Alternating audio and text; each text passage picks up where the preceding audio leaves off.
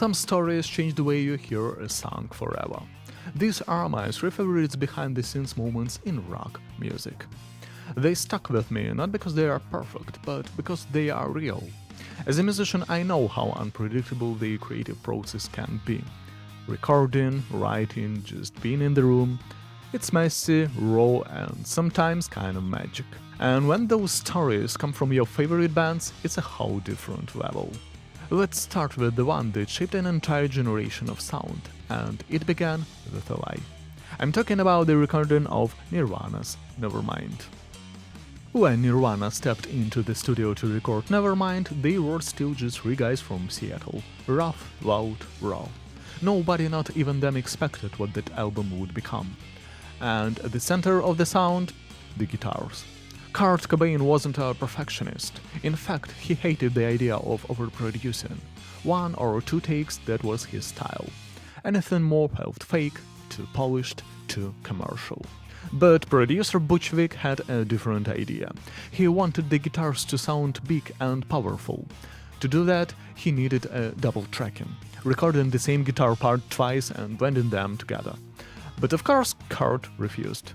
So to make it happen, Butch Vig found a trick to outsmart him. In fact, he just lied. After a successful take, he told Kurt there were technical issues, a bad mic, a strange hum, so he asked him to make another take, then another and another. By the end of it, most of the guitars and even some vocals were double-tracked, without Kurt ever realizing it. The massive sound of Nevermind wasn't a happy accident, it was the result of a carefully told lie. Kurt's rawness stayed intact. The energy, the emotion, it's all there. But underneath it, there's structure, power, weight. Nevermind didn't just sound grunge, it defined it. Sometimes to capture the truth you need a little trickery. And in this case, that lie helped launch one of the most important rock albums of all time. That story was about a lie in the studio. This next one is a header. It's about giving everything right to the very end. The story behind iconic Show Must Go On. In 1991, Queen was recording Innuendo and Freddie Mercury was dying. The band knew, the inner circle knew, but the public didn't. Freddie kept his illness private, and despite the pain, he kept showing up to create. Brian May had written a song that felt too real. The show must go on. It was theatrical, dramatic, classic Queen. The vocal line was demanding, soaring, emotional, relentless. Brian recalled he said, "Fred, I don't know if this is going to be possible to sing." Freddie's response was iconic. He poured himself a shot of vodka, downed it in one go, then looked Brian straight in the eye and said, "I'll fucking do it, darling." Then, quietly, he made his way to the mic, fragile, thin, sick, and delivered the entire vocal performance in one take. It's one of the most powerful vocals in rock history, not just because of how it sounds incredible, but because of what it meant. He was exhausted, he was dying, and still he gave us that. He didn't complain, he didn't hold back, he walked into the studio and gave us a performance that feels immortal. It wasn't just a recording, it was a moment of truth. And somehow, even as the end was near, Freddie made it sound like a beginning. This one is my favorite Queen song. I find myself coming back to it during tough moments, and somehow it always gives me a bit of hope. By the way, I also shared a video about the 3 albums that saved my mental health during the hardest times in my life. You'll find the link in the description. The last story for today a bit romantic, a little softer. It's about a song that was never meant to be heard, and somehow became one of the most iconic things this band ever recorded. Let's talk about Nothing Else Matters.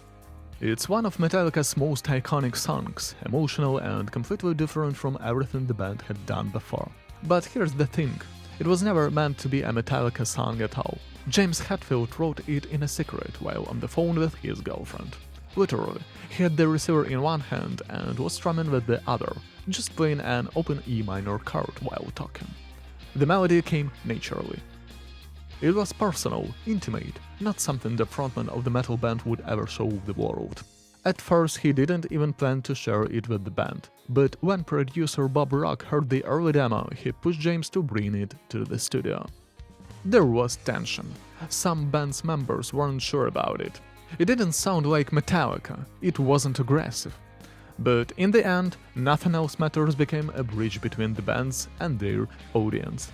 It showed a side of Metallica that no one had really seen before, and fans connected with it in a massive way.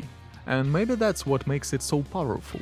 It wasn't designed to impress, it wasn't written for the charts, it came from a quiet, honest moment. Over the years, Nothing Else Matters has become one of the most Metallica's beloved songs. It's been played at weddings, funerals, in movies, even covered by symphonies. It proved something simple but powerful, that even in heavy music emotion has a place, and sometimes the softest song leaves the deepest mark. So that were my favorite behind-the-scenes stories that changed how I hear the songs. They remind me that behind every great track there's a moment. Messy, honest, sometimes heartbreaking, that gives it a life. If you enjoyed this video, please give it a like. I'm still testing this format and your support means the world to me. And if you've got a favorite behind-the-scenes story, drop it in the comments. I'd love to hear what stuck with you. Thanks for watching and good luck.